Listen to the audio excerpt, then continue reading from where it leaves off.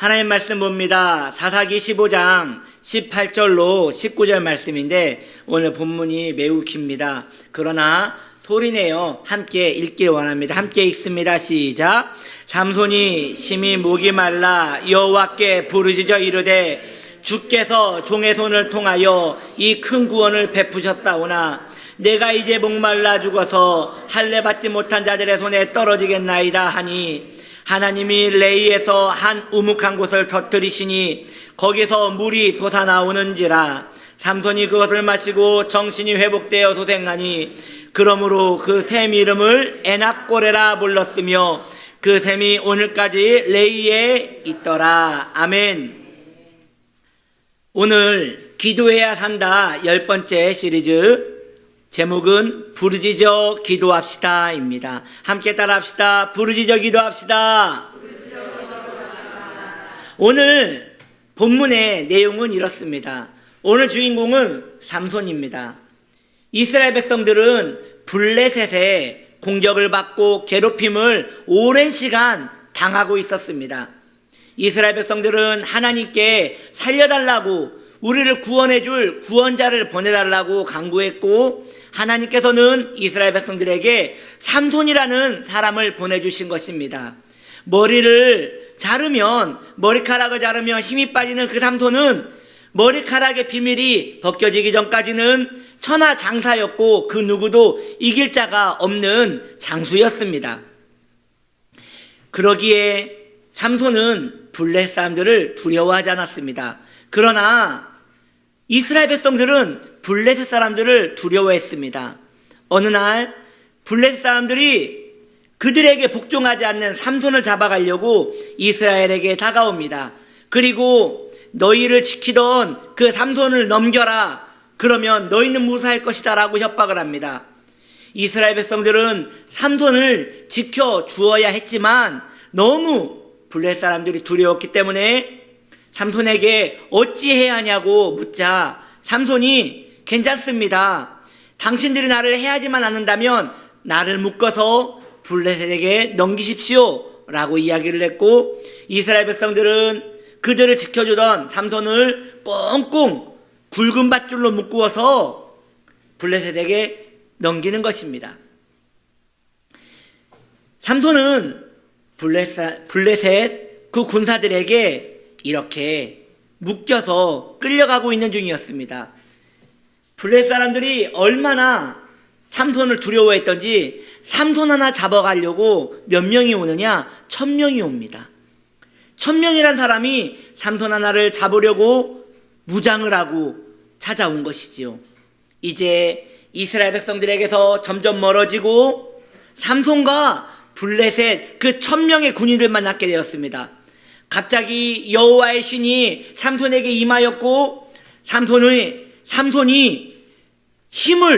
발뚝과 몸통에 힘을 욱 하고 주자 이 밧줄이 거미줄 끊어지듯이 쉽게 풀어지고 말았습니다. 그때 경악한 블레셋 사람들은 다시 삼손을 묶으려고 달려오지만 삼손이 주위를 돌려보니 딱히 쓸 무기는 없고 앞에 보니 오랜 시간 말라 비틀어져 있던 나귀 턱뼈가 보이는 것이에요. 그 나귀 턱뼈를 붙들고 나귀 턱뼈니까 위턱인지 아래턱인지 모르겠지만 제가 볼 때는 아래턱일 것 같습니다. 이 아래턱을 붙들고 춤을 추듯 그 1000명을 후려치기 시작했고 1000명의 그 군사들이 모두 죽임을 당합니다. 그런데 여기에서 이야기가 끝나면 좋을 것을 삼손이 너무 에너지를 급격하게 방출을 한 거예요. 하나님의 신에 감동되어 큰 힘을 얻었지만 그 체력이 모두 고갈되어서 이제 엄청난 갈등을 이기지 못하고 죽어가게 되었습니다. 삼손이 위험에 빠진 것이에요.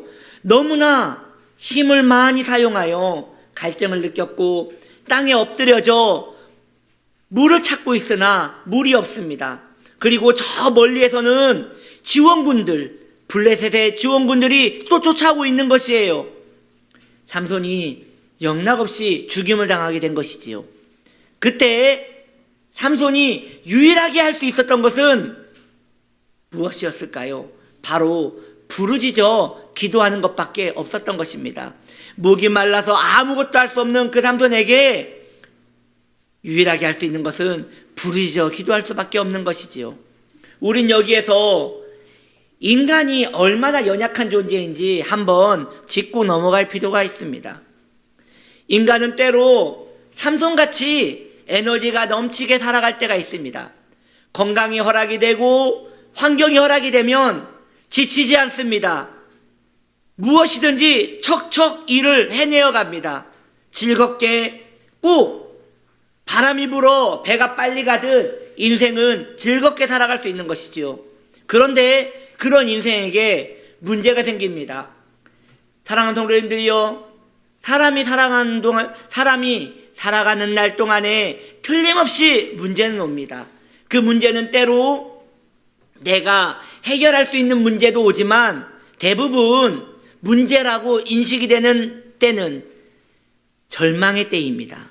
내가 고민을 해도 해결할 수가 없고 도와줄 사람도 없고 절망의 때를 느끼는 것이지요. 그때 사람은 그 마음에 엄청난 공허함과 갈증을 느끼고 아무것도 할 수 없어 쓰러지고 마는 것입니다. 바로 이 삼손같이 말입니다. 자신이 힘이 강하여 아무 일도 없었던 것 같이 강하게 이길 수 있을 것 같았지만 나중에 보니 힘이 다 빠져서 아무것도 할 수 없는데 도와줄 리가 없는 것이에요. 이렇게 삼손이 당한 고통이 우리에게도 찾아올 수 있는 것이지요. 아마도 이 사건은 이스라엘 그 민족의 오랜 전설이 됐을 것입니다. 세상에 나귀 턱뼈 하나로 1000명의 적을 물리쳤으니 이것은 위인기에 나올 만한 아주 큰 이야기였지요. 그러나 그 명예와 그 엄청난 자랑이 무슨 소용이 있습니까? 지금 삼손은 죽게 되었는데 말입니다. 삼손을 도와줄 자가 아무도 없는데 이게 무슨 소용이 있겠습니까? 그때 삼손은 지혜롭게도 그의 하나님 여호와께 부르짖습니다. 하나님, 내가 죽게 되었으니 나를 살려 주시옵소서라고 간절히 간구한 것입니다. 사랑하는 성도님들이요, 성도가 위기를 만났을 때 할 수 있는 일이란 단 하나밖에 없습니다. 하나님께 부르짖는 것입니다. 하나님께 부르짖으면 주님이 도와주십니다. 문제는 부르짖지 않는 성도의 마음이 위기인 것이에요. 부르짖기만 하면 하나님이 도와주시는데 자신의 형편을 깨닫지 못하고 부르짖지 못함으로 성도는 위기 가운데 빠져드는 것이지요. 모든 것이 다 막혀있는 사람은 부르짖는 것 말고는 할 수 있는 것이 없기 때문입니다. 저는 어떠한 방법도 찾을 수 없을 때 부르짖는 기도가 나오지 않는 분을 향하여 안타까운 마음을 가집니다. 왜 그럴까요? 영적인 침체 속에 깊이 사무쳐 있기 때문에 그 영혼은 부르짖지 못하는 것입니다. 하나님과의 신뢰관계가 오랫동안 멀어져 있었기 때문에 그는 하나님께 부르짖지 못하는 것입니다. 그래서 그의 영혼의 모든 감각은 막혀버리고 만 것이지요. 그래서 하나님께 부르짖어야 할 목소리는 막혀버렸고 하나님께 간절히 간구해야 할 그의 모든 영혼의 소생에 대한 것들은 다 말라 비틀어져 버린 것이지요. 그렇게 될 때에 그의 영혼은 묶이고 막혀서 꼭 구렁이가 몸을 휘감아 조여 죽여가듯 그 영혼은 절망 가운데 빠져들게 되는 것입니다. 왜 부르짖어 기도하지 못하는 것입니까? 옆에 사람이 들을까봐 민망해서 기도하지 못하는 것입니까? 그렇다면 홀로라도 나와서 하나님께 부르짖어 기도해야 할 것입니다. 부르짖는 것이 내 스타일이 아니고 나는 원래 내성적이고 소심하여 부르짖지 못합니까? 이것은 핑계에 불과한 것입니다. 왜냐? 어떤 사람도 집이 불탈 때에 잠잠하게 소리 지르는 사람은 없습니다. 어떠한 사람도 물에 빠졌을 때에 자신의 위기를 다른 이에게 알려주지 못할 사람이 없습니다. 우리가 부르짖지 못한 이유는 내 상태를 제대로 알지 못하기 때문이며 하나님에 대한 신뢰관계가 온전하지 않기 때문에 그렇게 된 것입니다. 열렬하고 피 맺힌 기도가 나오지 않는다는 것은 매우 심각한 영적인 질병에 빠진 것입니다. 우리는 내 마음에 믿음이 있고 내 영혼의 위기감을 느낀다면 누구든지 부르짖을 수 있다는 것을 아셔야 합니다. 여러분, 언제 부르짖어 보셨습니까? 언제 땀을 뻘뻘 흘리며 눈물 콧물을 뿌리며 하나님 살려달라고 부르짖어 보셨습니까? 분명 그때에 여러분은 응답을 받았을 것이며 그때 여러분들은 하나님을 뜨겁게 만난 적이 있으실 것입니다. 그때가 언제라는 것입니다. 그때가 언제냐는 것이지요. 지금 여러분의 영적 상태는 어떠십니까? 하나님께 원없이 목놓아 울부짖으며 기도할 수 있는 심령이 지금 만들어져 있는 것입니까? 하나님 말고는 대안이 없다면 자신의 답답한 마음을 털어놓고 하나님께 울부짖어야 하는 것입니다. 이것은 저의 경험입니다. 제가 제 인생을 살면서 어려운 일이 있었지만 정말 앞을 봐도 뒤를 봐도 하늘을 봐도 답이 없을 때가 있었습니다. 그때가 언제였느냐? 제가 말이죠, 이렇게 온순하게 생겼어도 제가 그 GOP에서 근무를 했거든요. 철책선이요. 그런데 거기에는 교회가 없어요. 너무 답답한 거예요. 그래서 예배 때마다 주일마다 예배 드릴 곳도 없고 답답해서 우울증에 걸릴 지경이었습니다. 그렇게 휴가를 갔다가 들어오는데 너무 복귀 가기 싫은 거예요. 저 산중에 들어가서 다시 예배 드릴 곳이 없는 곳에서 영적인 침체 속에 빠질 생각을 하니까 제가 너무 답답한 거예요. 그래서 민통선에 들어가기 전에 그 민간 교회에 무조건 들어갔습니다. 거기에 교회 문은 잠겨 있었고 작은 교육관 하나가 열려 있었어요. 너무 죽을 것 같아서 이 교육관 속으로 들어갔습니다. 그리고 거기 엎드려서 모르겠습니다. 얼마나 기도했는지 모르겠습니다. 살려달라고, 나는 들어가지 못하겠다고, 이제 난 들어가면 또 예배도 없는 곳에서 살아야 하는데 어쩌자고 나를 그 험악한 곳에 보내서 이 고통 속에 있게 하느냐고. 그래서 이 교육관은 저 끝에서 이 끝까지 계속 굴러다녔습니다. 여기서 저기까지 떼구르르 굴러가지고 살려달라고, 여기서 저기까지 떼구르르 굴러가서 살려달라고 한참 땀을 뻘뻘 흘리면서 굴러다니고 있는데 얼핏 뒤에서 삐끄덕 소리가 나요. 이렇게 봤더니 제가 보니까 그 교회 담임 목사님 같아요. 어떤 미친 사람이 와가지고 저러고 있나 싶었는지 문을 빼곡히 열고 이렇게 보고 있는 거예요. 그래도 가만히 그분이 저를 한참 보시더니 기도하나 보구나, 이 군복을 입은 사람이 기도하나 보구나 하고 이렇게 다시 문을 닫고 나가시길래 다시 하나님께 살려달라고 얼마나 부르짖었는지 몰라요. 그리고 저는 부대에 복귀했습니다.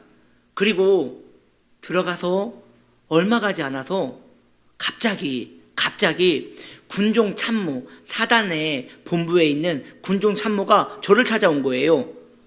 저는 그분을 몰라요. 왜 찾아왔느냐?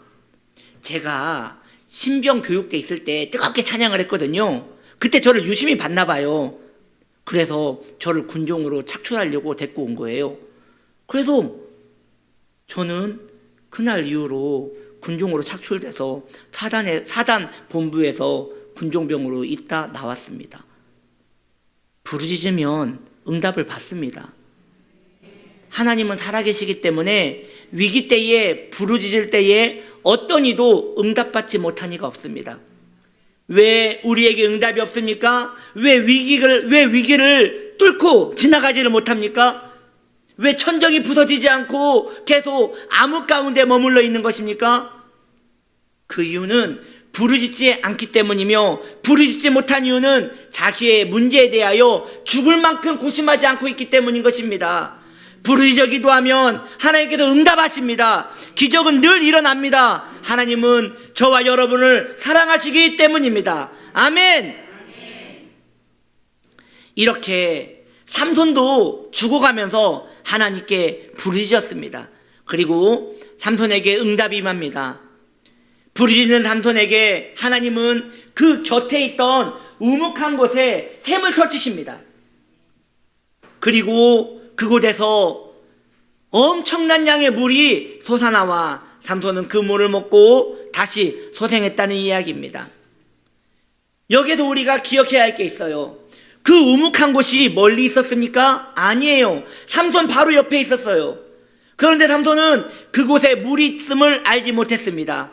부르짖었을 때에 하나님께서 눈을 열어주셨고 거기에서 물이 솟아나는 은혜를 누리게 된 것입니다. 은혜는 늘 우리 옆에 있습니다. 응답은 늘 우리 옆에 있어요. 그런데 왜 은혜와 응답이 없느냐? 그 이유는 부르짖지 않았기 때문입니다. 부르짖으면 우리의 영혼은 응답을 찾아서 소망을 찾아서 눈이 열리게 되는 것이지요. 삼손은 그 물이 솟아난 그 땅의 이름을 무엇이라 이름 짓느냐? 에낙고레라 이름을 짓습니다. 에낙고레, 따라합시다. 에낙고레. 이 에낙고레의 뜻은 그 부르짖는 자의 셈입니다. 여러분, 이상하지 않습니까? 여기에서 삼손이 왜 이름을 그 부르짖는 자의 셈이라고 짓는단 말입니까? 생각할 때 낙이 턱뼈의 셈이라고 지을 수도 있고, 그리고 죽다 살아난 곳에 셈이라고 지을 수도 있는데 거기에 굳이 부르짖는 자의 셈이라고 이름을 지은 것이에요. 왜 그럴까요? 왜 그럴까요? 삼손의 기억에 셈은 부르짖어야, 은혜는 부르짖어야 터진다는 것을 깨달았기 때문입니다. 부르짖는 기도는 하나님이 일하시는 방법입니다. 하나님이 일하시는 방법은 부르짖는 기도 속에 있습니다. 예레미야 33장 3절, 우리가 너무 잘 아는 말씀이지요. 함께 읽어볼까요? 너는 내게 부르짖으라. 내가 내게 응답하겠고 내가 알지 못하는 크고 은밀한 일을 내게 보이리라. 크고 은밀한 일이라고 하였습니다. 비밀스러운 일이라고 하였습니다. 즉 감추어져 있는 것이에요. 그러나 부르짖으면 감추어 있는 것이 다시 열리고 그곳에 포함되어 있던 내게 주어진 은혜가 속하게 되는 것입니다. 내게 임하게 되는 것이에요. 내가 알지 못하는 방법이 그때 생기는 것이지요. 그 방법은 하나님이 나에게 응답하시는 공급망이 되는 것입니다. 제가 염려가 되어 여러분들께 말씀드립니다. 부르짖어 기도하라 했더니 그때부터 교회 나오셔서 주여 주여 주여 이렇게 기도하실까봐 걱정이 됩니다. 제가 강조하는 바는 목소리가 터져라 기도하라는 것이 아닙니다. 자신의 문제에 대하여 인식하라는 것이지요. 자신의 마음의 문제가 얼마나 심각한지 아는 자는 부르짖지 말라고 해도 그 원통함을 하나님께 토해낼 수밖에 없는 것이에요. 그것이 부르짖는 기도의 핵심이지, 소리를 지르다 보면 가슴이 뜨거워진다는 식의 그런 원리는 탐탁지 못한 것 같습니다. 그러므로 여러분의 마음에 열망을 일으키십시오. 위기감을 느끼십시오. 그러면 여러분들은 부르짖게 될 것입니다. 그렇다면 왜 하나님께서는 부르짖는 자의 기도에 은혜를 주시는 것일까요?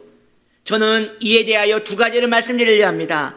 첫째는 부르짖음은 소원의 온도이기 때문입니다. 우리가 물을 끓일 때에 물의 온도가 100도가 될 때 물은 바글바글 끓어오릅니다. 즉 에너지가 생성되는 것이지요. 마찬가지입니다. 응답받고 소원이 이루어지고 강력한 능력이 임하는 기도는 기도의 온도가 필요합니다. 그 온도가 자주 일어날 수는 없지요. 그러나 한 번씩은 그 온도가 바글 일어나야 하는 것이에요. 그 온도는 부르짖는 기도에서 일어나는 것입니다. 내가 간절하지 않다면 남도 내게 간절하지 않습니다. 이건 하나님도 마찬가지입니다. 내가 간절하지 않는데 하나님 왜 도와주어야 하는 것입니까? 내가 간절해야 하나님이 도와주시는 것이에요. 정말 나에게 급하고 중요한 문제라면 그 일에 마음을 쏟으셔야 합니다. 하나님께 자신의 열망을 보여야 돼요. 부르짖어 기도해야 하는 것이에요. 그렇게 마음의 간절함이 일어나는 것이 바로 마음의 온도, 소원의 온도가 끓어오르는 것이지요. 다시 말씀드립니다. 무조건 소리만 지르지 마십시오. 목만 쉴 뿐입니다. 우리가 부르짖어 기도해야 할 것은 내 마음의 원통함이 하나님께 올려지는 것이지요. 우리는 맹인 바디메오의 이야기를 알고 있습니다. 그는 말합니다. 다윗의 자손 예수여 나를 구원하소서라고 부르짖습니다. 그런데 여러분, 그가 작게 이야기했겠습니까? 그렇지 않았습니다. 큰 목소리, 성경에 보면 큰 목소리로 예수님이 아무 일도 못할 정도로 크게 부르짖어 기도했다고 말하고 있습니다. 왜일까요? 그는 알았습니다. 지금 눈을 못 뜨면 영원히 눈을 못 뜬다는 것을 알았습니다. 우리 영혼의 위기감은 언제 오느냐? 지금 이 문제가 해결되지 않으면 나는 끝나는구나라는 위기감이 있을 때, 그때 우리의 영혼은 복받쳐 오르는 오열을 토할 수밖에 없는 것입니다. 그런 영적인 감각이 막혀버렸다면 지금 우리는 깊은 침체 속에 있는 것이니 하나님께 여러분의 마음을 올려드리는 귀한 시간 되기를, 빨리 회복되기를 소망하는 여러분 되기를 축복합니다. 그래야 사는 것이에요. 그래야 영적인 회복이 일어나는 것이에요. 이런 몸부림과 애통이 성도를 살리며 그 환경을 열어주는 것입니다. 두 번째입니다. 하나님만 의지하게 하시기 위함입니다. 우리는 이 죄악 세상에 살면서 어쩔 수 없이 나도 모르는 사이에 하나님과 멀어집니다. 그리고 하나님과 멀어지면 그때부터 우상이 내게 찾아오는 것이에요. 자기를 사랑하는 우상이 나를 찾아오는 것이며, 이 세속의 즐거움이라는 우상이 나에게 찾아오는 것이며, 신앙의 실증이라는, 무기력이라는 그런 우상이 찾아오는 것이지요. 그때 우리는 내 안에 있는 문제를 깨닫지 못합니다. 하나님께서 그때 성도를 배려하사 그 삶을 무너뜨리는 것이에요. 부르짖을 수밖에 없는 환경으로 그 성도를 몰아가는 것이에요. 그때 성도는 그 마음에 있는 모든 영적인 활력들이 일어나게 되는 것이고, 그때 부르짖어 기도할 수 있는 내 안에 거룩한 힘을 회복하게 되는 것이죠. 그래서 그 마음이 회복되면 제일 먼저 찾아갈 이는 우리 주님밖에 없음을 알고, 오로지 주님만 찾고 주님만 의지하고 싶은 그런 복된 하나님의 사람의 마음으로 변하여 가는 것입니다. 신앙의 가장 기본적인 원리가 있습니다. 신앙의 가장 기본적인 원리, 내가 약해져야 주님이 일하십니다. 시작. 아멘. 이것은 신앙의 가장 기본적 원리입니다. 내가 약해져야 주님이 일하십니다. 이에 대하여 사도 바울은 말합니다. 고린도후서 12장 10절은 말하기를, 그러므로 내가 그리스도를 위하여 약한 것들과 능력과 궁핍과 각해와 공고를 기뻐하노니 이는 내가 약한 그때에 강함이니라. 아멘. 내가 약해지면 주님이 내게 강함을 주십니다. 그 강함이 부르짖는 기도이며 하나님께 온전히 나를 바칠 수 있는 그런 영적인 힘이 되는 것입니다. 나의 아집을 토해내 버리십시다. 내가 살아있고 내가 강성하면 하나님을 의지하지 않고 끝까지 나를 의지할 것입니다. 지금 여러분들에게 문제가 있습니까? 그 문제를 해결할 방법이 없습니까? 목을 아끼지 마십시오. 눈물을 아끼지 마십시오. 이때를 위하여 쓰라고 아껴둔 것입니다. 주님께 모두 토해내요. 눈물과 목이 쉬도록 부르짖음으로 하나님의 능력을 구하십시오. 하나님께서 응답하실 것입니다.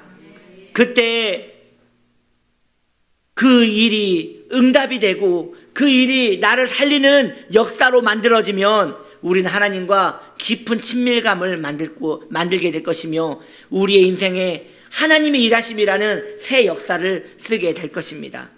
그렇게 하나님만을 의지하는 복된 하나님 사람들 되시기를 예수님의 이름으로 축복합니다. 아멘. 기도하겠습니다.